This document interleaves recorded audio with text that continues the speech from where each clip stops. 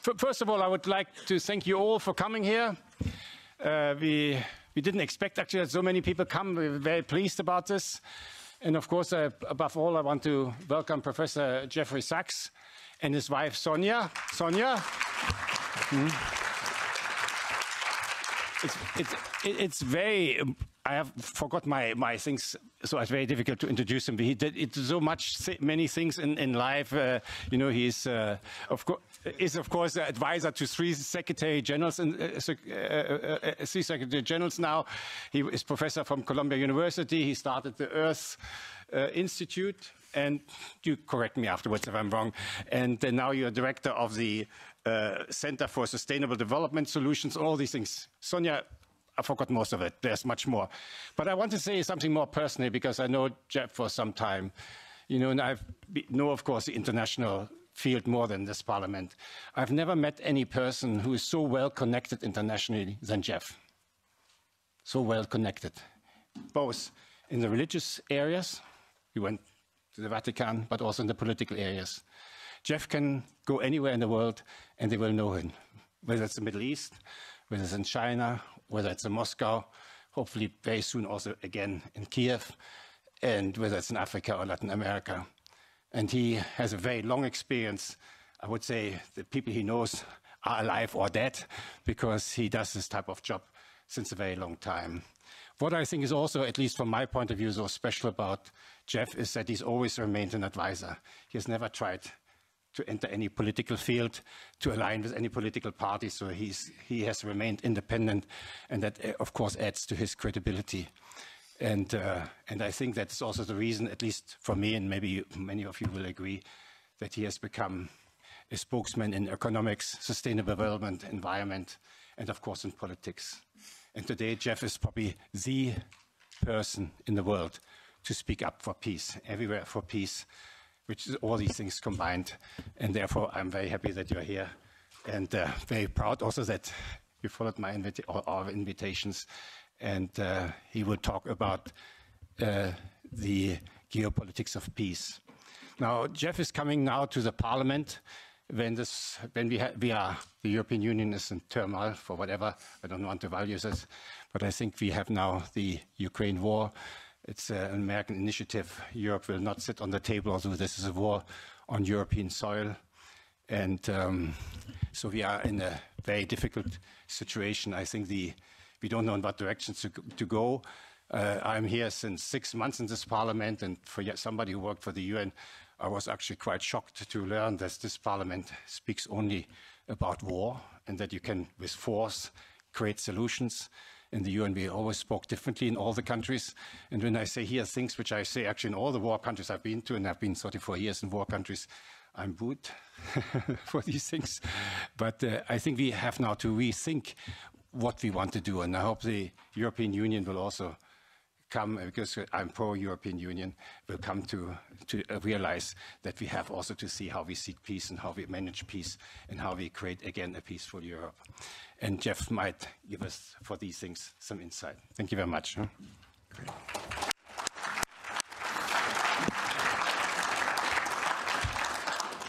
Michael, thank you so much, and thanks to all of you for the chance to be together and to think together.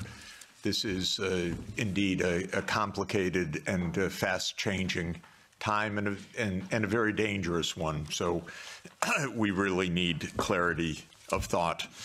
I'm especially interested in our conversation, so I'll try to be as succinct and clear as I can be. I've watched the events very close up in Eastern Europe, the former Soviet Union, Russia, very closely for the last 36 years. I was an advisor to the Polish government in 1989, to President Gorbachev in 1990 and 91, to President Yeltsin in 1991 to 1993, to President Kuchma of Ukraine in 1993-94. I helped introduce the Estonian currency. I helped several countries in former Yugoslavia, especially Slovenia. I've watched the events very close up for 36 years. After the Maidan, I was asked by the new government to come to Kiev, and I was taken around the Maidan, and I learned a lot of things firsthand. I've been in touch with Russian leaders for more than 30 years.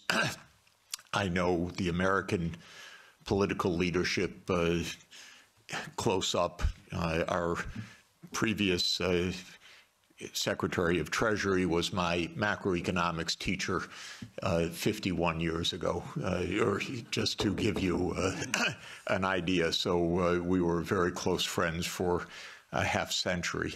I know all of these people. I just want to say this because what I want to explain in my point of view is not secondhand, it's not ideology, it's what I've seen with my own eyes and experienced during this period.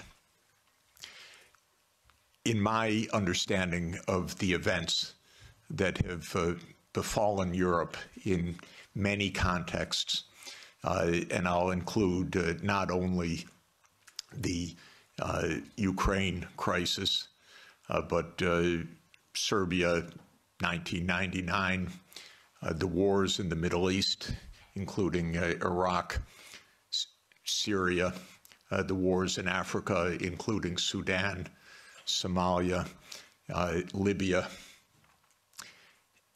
These are to a very significant extent that would surprise you, perhaps, and would be denounced about what I'm about to say. These are wars that the United States led and caused. And this has been true for more than 40 years now. What happened, more than 30 years, I should say, to be more precise. The United States came to the view, especially in 1990, 91, and then with the end of the Soviet Union, that the U.S. now ran the world, and that the U.S. did not have to heed anybody's views, red lines, concerns, security viewpoints, or any international obligations, or any UN framework. I'm sorry to put it so plainly, but I do want you to understand. I tried very hard in 1991 to get help for Gorbachev, who I think was the greatest statesman of our modern time. I recently read the archived memo of the National Security Council discussion of my proposal, how they completely dismissed it and laughed it off the table when I said that the United States should help the Soviet Union in financial stabilization and in making its reforms. And the memo documents, including some of my former colleagues at Harvard in particular, saying we will do the minimum that we will do to prevent disaster, but the minimum. It's not our job to help. Quite the contrary, it's not our interest to help. When the Soviet Union ended in 1991, the view became even more exaggerated. And I can name chapter and verse, but the view was we run the show. Cheney, Wolfowitz, and many other names that you will have come to know literally believed this is now a U.S. world, and we will do as we want. We will clean up from the former Soviet Union. We will take out any remaining allies. Countries like Iraq, Syria, and so forth will go. And we've been experiencing this foreign policy for now essentially 33 years. Europe has paid a heavy price for this. because Europe has not had any foreign policy during this period that I can figure out. No voice, no unity, no clarity, no European interests, only American loyalty. There were moments where there were disagreements, and very, I think, wonderful disagreements, especially in the last time of significance was 2003 in the Iraq War, when France and Germany said we don't support the United States going around the UN Security Council for this war. That war, by the way, was directly concocted by Netanyahu and his colleagues in the U.S. Pentagon. I'm not saying that it was a link or mutuality. I'm saying it was a direct war. That was a war carried out for Israel. It was a war that Paul Wolfowitz and Douglas Feith coordinated with Netanyahu. And that was the last time that Europe had a voice. And I spoke with European leaders then, and they were very clear, and it was quite wonderful. Europe lost its voice entirely after that, but especially in 2008. Now, what happened after 1991 to get to 2008 is that the United States decided that unipolarity meant that NATO would enlarge somewhere from Brussels to Vladivostok, step by step. There would be no end to eastward enlargement of NATO. This would be the U.S. unipolar world. If you play the game of Risk as a child, like I did, this is the U.S. idea, to have the peace on every part of the board. Any place without a U.S. military base is an enemy, basically. Neutrality is a dirty word in the U.S. political lexicon. Perhaps the dirtiest word. At least if you're an enemy, we know you're an enemy. If you are neutral, you're subversive. Because then you're really against us, because you're not telling us. You're pretending to be neutral. So this was the mindset, and the decision was taken formally in 1994, when President Clinton signed off on NATO enlargement to the east. You will recall that in February 7th, 1991, Hans-Dietrich Genscher and James Baker III spoke with Gorbachev. Genscher gave a press conference afterwards where he explained, NATO will not move eastward. We will not take advantage of the dissolution of the Warsaw Pact. And understand that was in a juridical context, not a casual context. This was the end of World War II being negotiated for German reunification. And an agreement was made that NATO will not move 1 inch eastward. And it was explicit, and it is in countless documents, and just look up National Security Archive of George Washington University, and you can get dozens of documents. It's a website called What Gorbachev Heard About NATO. Take a look, because everything you're told by the U.S. is a lie about this. But the archives are perfectly clear. So the decision was taken in 1994 to expand NATO all the way to Ukraine. This is a project. This is not one administration or another. This is a U.S. government project that started more than 30 years ago.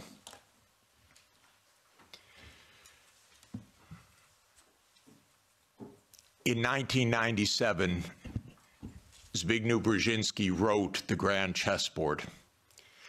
That is not just musings of Mr. Brzezinski. That is the presentation of the decisions of the United States government explained to the public, which is how these books work. And the book describes the eastward enlargement of Europe and of NATO as simultaneous events. And there's a good chapter in that book that says, what will Russia do as Europe and NATO expand eastward? And I knew Zbigniew Brzezinski personally. He was very nice to me. I was advising Poland. He was a big help. He was a very nice and smart man, and he got everything wrong.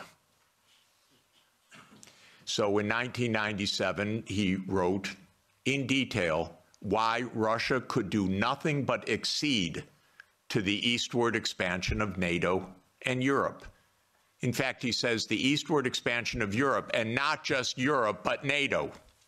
This was a plan, a project. And he explains how Russia will never align with China. Unthinkable. Russia will never align with Iran. Russia has no vocation other than the European vocation. So as Europe moves east, there's nothing Russia can do about it. So says yet another American strategist. Is it any question why we're in war all the time? Because one thing about America is we always know what our counterparts are going to do, and we always get it wrong. And one reason we always get it wrong is that in game theory that the American strategists play, you don't actually talk to the other side. You just know what the other side's strategy is. It's wonderful. It saves so much time. You don't need any diplomacy. So this project began, and we had a continuity of government for 30 years, until maybe yesterday, perhaps. 30 years of a project. Ukraine and Georgia were the keys to the project. Why? Because America learned everything it knows from the British. And so we are the wannabe British Empire. And what the British Empire understood in 1853, Lord Palmerston, excuse me, is that you surround Russia in the Black Sea and you deny Russia access to the Eastern Mediterranean, and all you're watching is an American project to do that in the 21st century. The idea was that there would be Ukraine, Romania, Bulgaria, Turkey, and Georgia as the Black Sea littoral that would deprive Russia of any international status by blocking the Black Sea and essentially by neutralizing Russia as more than a local power. Brzezinski's completely clear about this. And before Brzezinski, there was Mackinder. And who owns the island of the world owns the world. So this project goes back a long time. I think it goes back basically to Palmerston. And again, I've lived through every administration. I've known these presidents. I've known their teams. Nothing changed much from Clinton to Bush to Obama to Trump 1 to Biden. Maybe they got worse step by step. Biden was the worst in my view. Maybe also because he was not compos mentis for the last couple of years. And I say that seriously, not as a snarky remark. The American political system is a system of image. It's a system of media manipulation every day. It is a PR system. And so you could have a president that basically doesn't function and have that in power for 2 years and actually have that president run for re-election. And one damn thing is he had to stand on a stage for 90 minutes by himself. And that was the end of it. Had it not been that mistake, he would have gone on to have his candidacy, whether he was sleeping after 4 p.m. in the afternoon or not. So this is actually the reality. Everybody goes along with it. It's impolite to say anything that I'm saying, because we don't speak the truth about almost anything in this world right now. So this project went on from the 1990s, bombing Belgrade 78 straight days in 1999 was part of this project. Splitting apart the country when borders are sacrosanct, aren't they indeed, except for Kosovo. That's fine, because borders are sacrosanct except when America changes them. Sudan was another related project. The South Sudan rebellion. Did that just happen because South Sudanese rebelled? Or can I give you the CIA playbook to please understand, as grown-ups, what this is about? Military events are costly. They require equipment, training, base camps, intelligence, finance. That comes from big powers. That doesn't come from local insurrections. South Sudan did not defeat North Sudan or Sudan in a tribal battle. It was a U.S. project. I would go often to Nairobi and meet U.S. military or senators or others with deep interests in Sudan's politics. This was part of the game of unipolarity. So the NATO enlargement, as you know, started in 1999 with Hungary, Poland, and the Czech Republic. And Russia was extremely unhappy about it. But these were countries still far from the border. And Russia protested, but of course to no avail. Then George Bush Jr. came in. When 9/11 occurred, President Putin pledged all support. And then the U.S. decided in September 20th, 2001, that it would launch 7 wars in 5 years.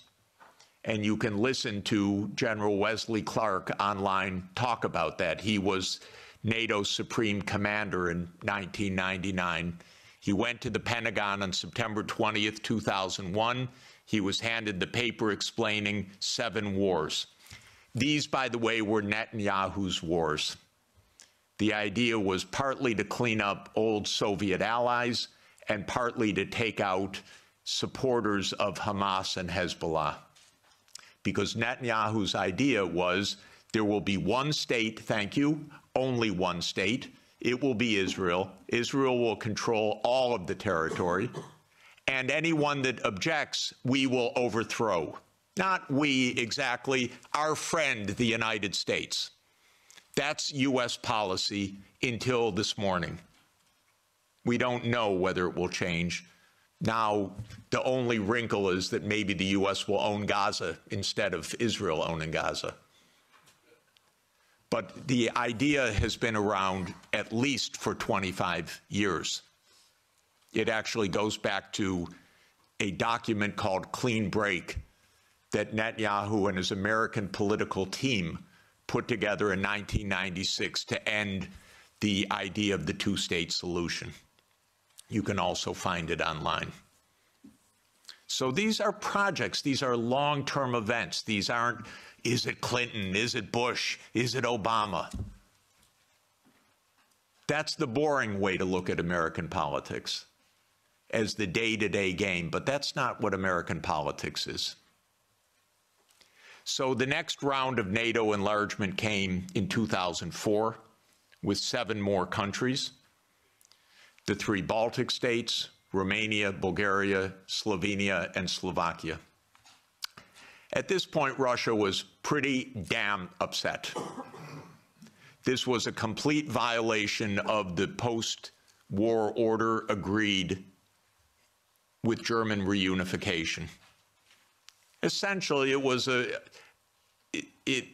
a fundamental trick or defection of the U.S. from a cooperative arrangement, is what it amounted to, because they believe in unipolarity. So as everybody recalls, because we just had the Munich Security Conference last week in 2007, President Putin said, stop, enough, enough, stop now. And of course, what that meant was in 2008, the United States jammed down Europe's throat enlargement of NATO to Ukraine and to Georgia. This is a long-term project. I listened to Mr. Saakashvili in New York in May of 2008, and I walked out, called Sonia, and said, this man's crazy. And a month later, a war broke out because the United States told this guy, we saved Georgia. And he stands at the Council on Foreign Relations, says, Georgia's in the center of Europe. Well, it ain't, ladies and gentlemen. It's not in the center of Europe. And the most recent events are not helpful for Georgia, for its safety, and your MPs going there, or MEPs going there, and European politicians. That gets Georgia destroyed. That doesn't save Georgia. That gets Georgia destroyed. Completely destroyed. In 2008, as everybody knows, our former CIA director, William Burns, sent a long message back to Condoleezza Rice. Niet means niet, about expansion. This we know from Julian Assange, because believe me, not one word is told to the American people about anything, or to you, or by any of your newspapers these days.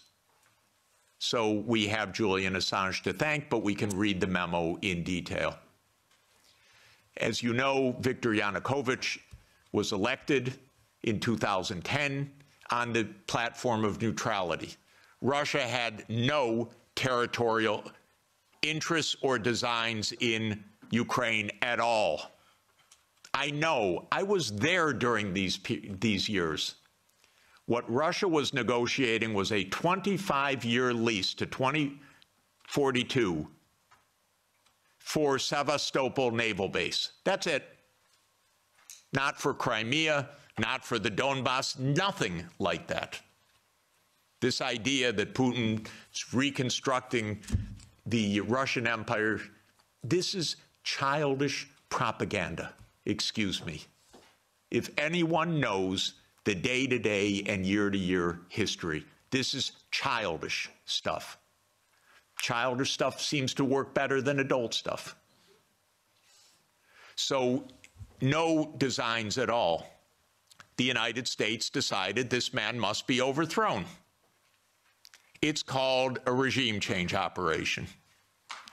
There have been about 100 of them by the United States, many in your countries, and many all over the world. That's what the CIA does for a living. Okay? Please know it. It's a very unusual kind of foreign policy. But in America, if you don't like the other side, you don't negotiate with them, you try to overthrow them. Preferably covertly. If it doesn't work covertly, you do it overtly. You always say it's not our fault, they're the aggressor, they're the other side, they're Hitler. That comes up every 2 or 3 years. Whether it's Saddam Hussein, whether it's Assad, whether it's Putin, that's very convenient. That's the only foreign policy explanation the American people are ever given anywhere. Well, we're facing Munich 1938. Well, we're facing Munich 1938. Can't talk to the other side. They're evil, implacable foes. That's the only model of foreign policy we ever hear from our mass media. And the mass media repeats it entirely because it's completely suborned by the U.S. government. Now, In 2014, the U.S. worked actively to overthrow Yanukovych. Everybody knows the phone call intercepted by my Columbia University colleague, Victoria Nuland, and the U.S. Ambassador Peter Piot. You don't get better evidence. The Russians intercepted her call and they put it on the internet. Listen to it, it's fascinating. I know all these people. By the way, by doing that, they all got promoted in the Biden administration. That's the job. Now, when the Maidan occurred, I was called immediately. Oh, Professor Sachs, the new Ukrainian prime minister would like to see you to talk about the economic crisis. Because I'm pretty good at that. And so I flew to Kiev, and I was walked around the Maidan. And I was told how the U.S. paid the money for all the people around the Maidan.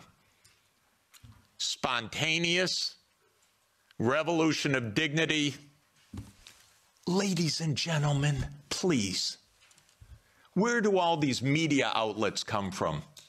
Where does all this organization come from? Where do all these buses come from? Where do all these people called in come from? Are you kidding? This is organized effort. And it's not a secret, except to citizens of Europe and the United States. Everyone else understands it quite clearly. Then came Minsk, and especially Minsk II, which, by the way, was modeled on South Tyrolean autonomy. And the Belgians could have related to Minsk II very well. It said there should be autonomy for the Russian-speaking regions in the east of Ukraine. It was supported unanimously by the UN Security Council. The United States and Ukraine decided it was not to be enforced. Germany and France, which were the guarantors of the Normandy process, let it go. And it was absolutely another direct American unipolar action with Europe, as usual, playing completely useless subsidiary role, even though it was a guarantor of the agreement. Trump won, raised the armaments. There were many thousands of deaths in the shelling by Ukraine in the Donbass. There was no Minsk II agreement. And then Biden came into office. And again, I know all these people. I used to be a member of the Democratic Party. I now am strictly sworn to be a member of no party, because both are the same anyway, and because this is, the Democrats became complete warmongers over time, and there was not one voice about peace, just like most of your parliamentarians, the same way. So at the end of 1991, Putin put on the table a last effort in two security agreement drafts, one with Europe and one with the United States. The U.S. put on the table December 15th, 2021. I had an hour call with Jake Sullivan in the White House begging, Jake, avoid the war. You can avoid the war. All you have to do is say NATO will not enlarge to Ukraine. And he said to me, oh, NATO's not going to enlarge to Ukraine. Don't worry about it. I said, Jake, say it publicly.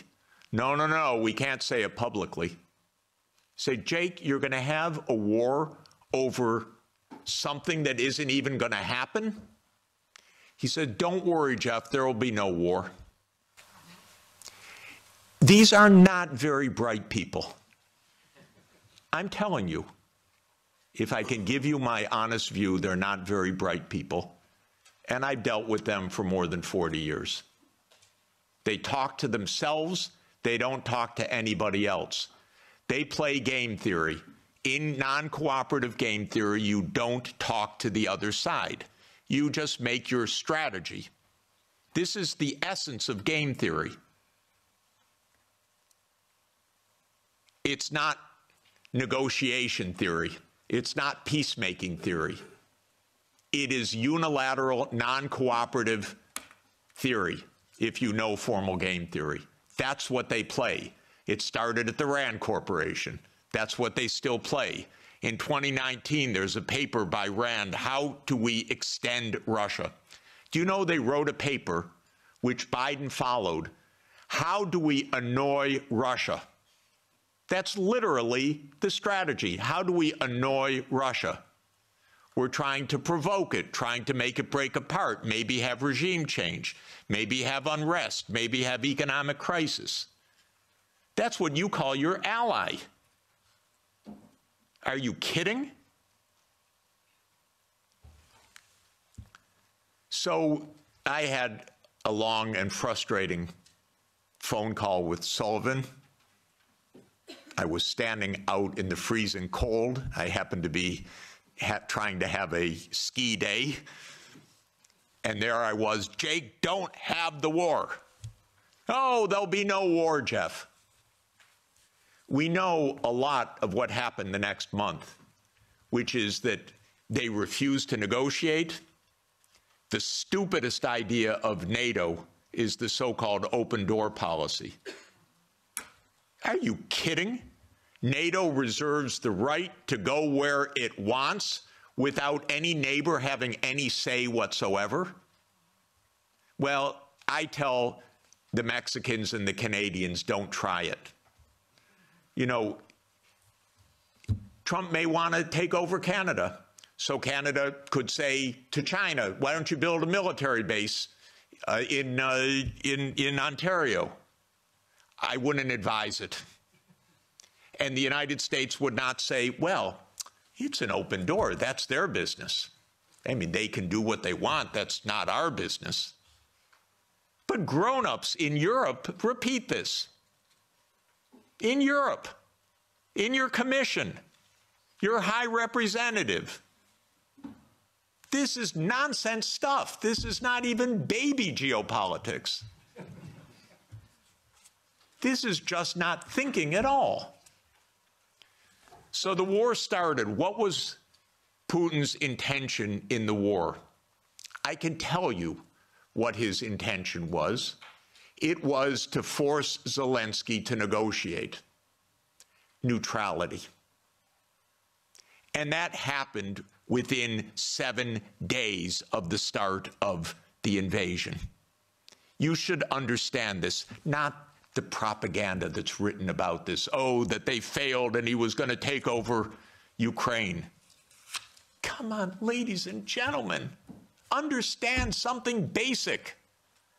The idea was to keep NATO, and what is NATO? It's the United States, off of Russia's border.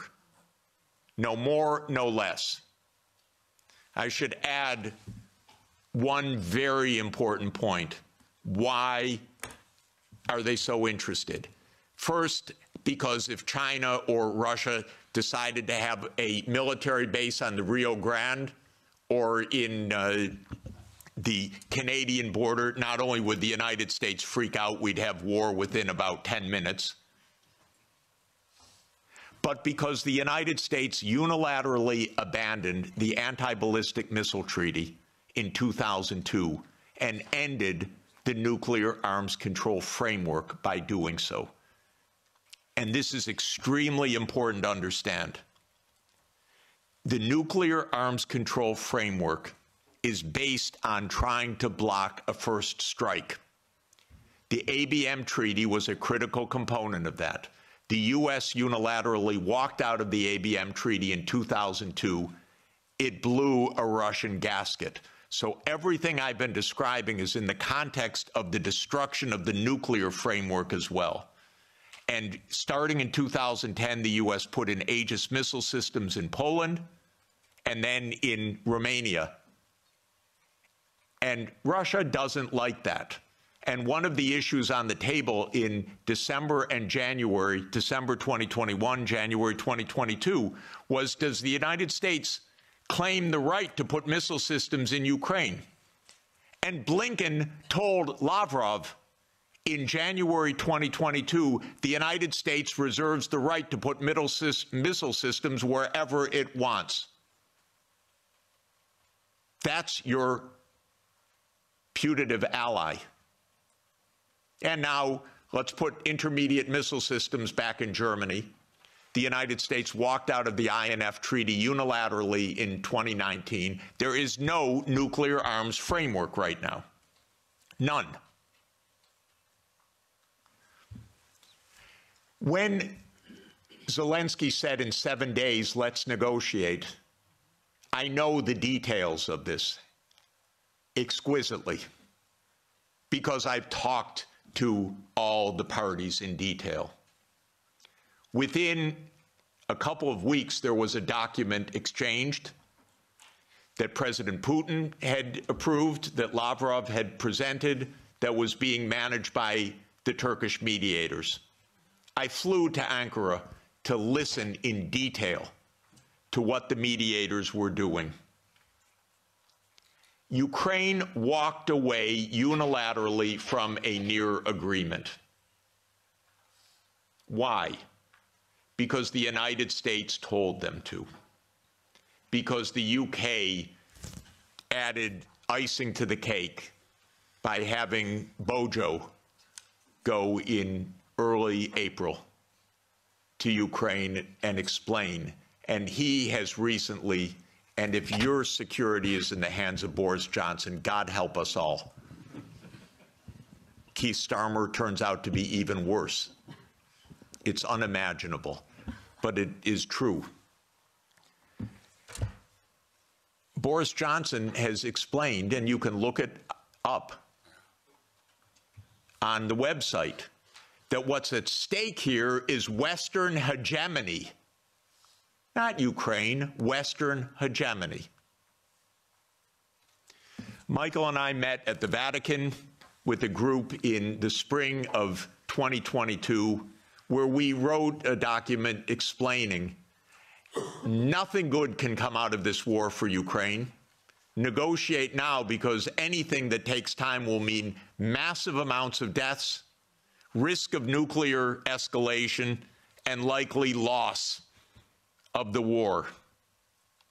I want to change one word from what we wrote then. Nothing was wrong in that document.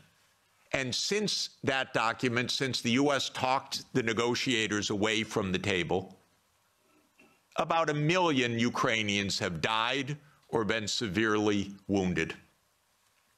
And the American senators, who are as nasty and cynical and corrupt as imaginable, say this is wonderful expenditure of our money because no Americans are dying. It's the pure proxy war. One of our senators nearby me, Blumenthal, says this out loud. Mitt Romney says this out loud. It's best money America can spend. No Americans are dying.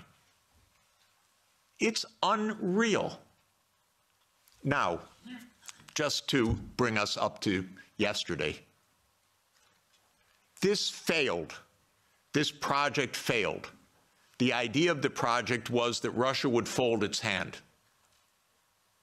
The idea all along was Russia can't resist, as Zbigniew Brzezinski explained in 1997. The Americans thought, we have the upper hand. We're going to win because we're going to bluff them. They're not really going to fight. They're not really going to mobilize.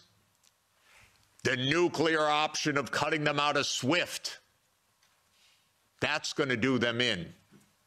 The economic sanctions, that's going to do them in. The HIMARS, that's going to do them in. The ATACMS, the F-16s. Honestly, I've listened to this for 70 years. I've listened to it as semi-understanding, I'd say, for about 56 years. They speak nonsense every day. My country, my government. This is so familiar to me, completely familiar. I begged the Ukrainians, and I had a track record with the Ukrainians. I advised the Ukrainians. I'm not anti-Ukrainian, I'm pro-Ukrainian completely. I said, save your lives, save your sovereignty, save your territory, be neutral. Don't listen to the Americans. I repeated to them the famous adage of Henry Kissinger, that to be an enemy of the United States is dangerous, but to be a friend is fatal. Okay, so let me repeat that for Europe. To be an enemy of the United States is dangerous, but to be a friend is fatal. So let me now finalize a few words about Trump. Trump does not want the losing hand. This is why it is more likely than not this war will end, because Trump and President Putin will agree to end the war. If Europe does all its great warmongering, it doesn't matter. The war is ending. So get it out of your system. Please tell your colleagues. It's over. And it's over because Trump doesn't want to carry a loser.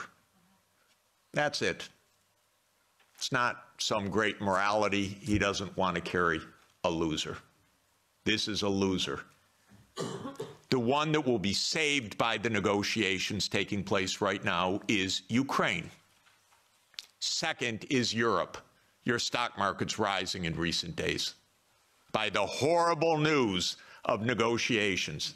I know this has been met with the sheer horror in these chambers, but this is the best news that you could get. Now, I encouraged, they don't listen to me, but I tried to reach out to some of the European leaders. Most don't want to hear anything from me at all. But I said, don't go to Kiev. Go to Moscow. Discuss with your counterparts. Are you kidding? You're Europe. You're 450 million people. You're a $20 trillion economy. You should be the main economic trading partner of Russia. It's natural links. By the way, if anyone would like to discuss how the U.S. blew up Nord Stream, I'd be happy to talk about that.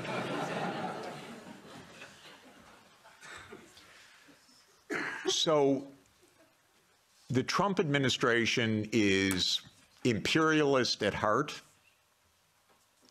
It is great powers dominate the world.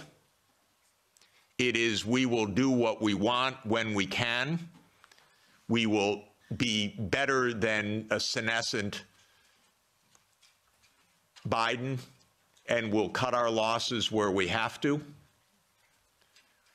There are several war zones in the world, the Middle East being another. We don't know what will happen with that. Again, if Europe had a proper policy, you could stop that war.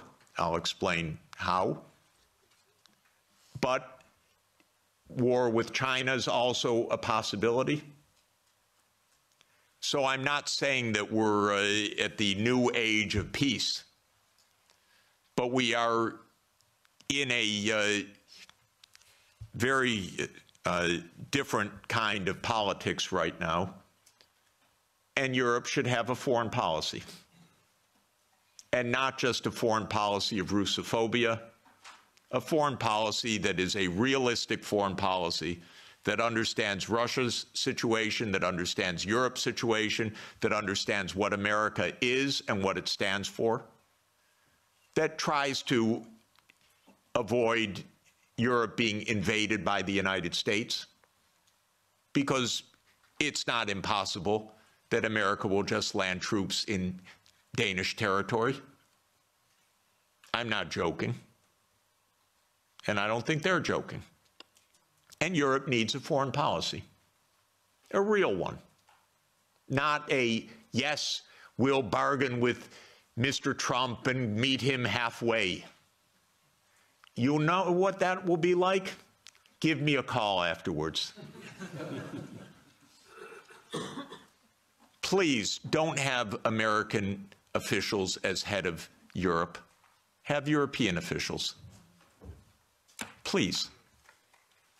Have a European foreign policy. You're going to be living with Russia for a long time, so please negotiate with Russia. There are real security issues on the table. But the bombast and the Russophobia is not serving your security at all. It's not serving Ukraine's security at all. It contributed to 1 million casualties in Ukraine from this idiotic American adventure that you signed on to and then became the lead cheerleaders of. Solves nothing.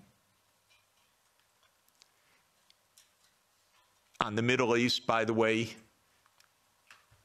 the U.S. completely handed over foreign policy to Netanyahu 30 years ago.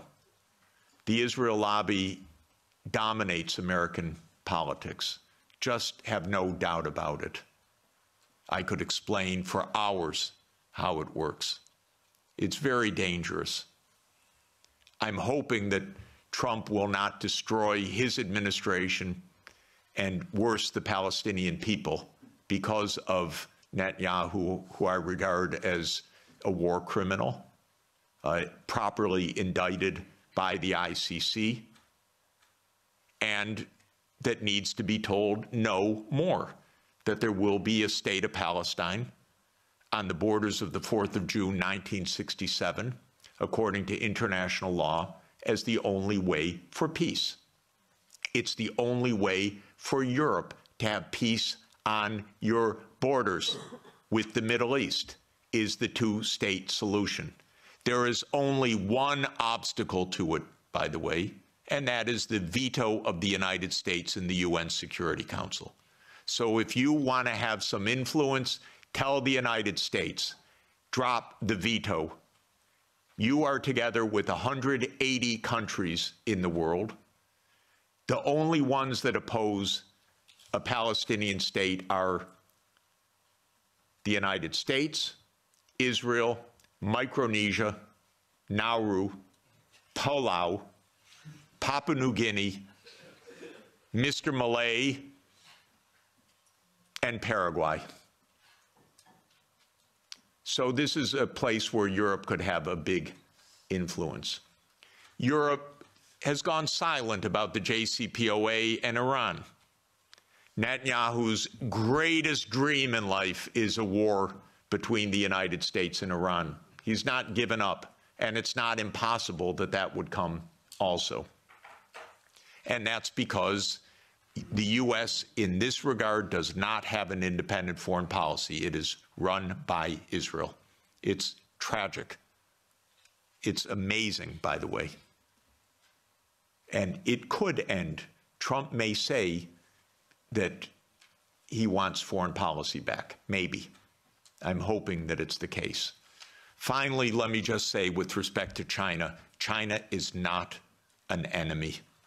China is just a success story. That's why it is viewed by the United States as an enemy, because China is a bigger economy than the United States. That's all.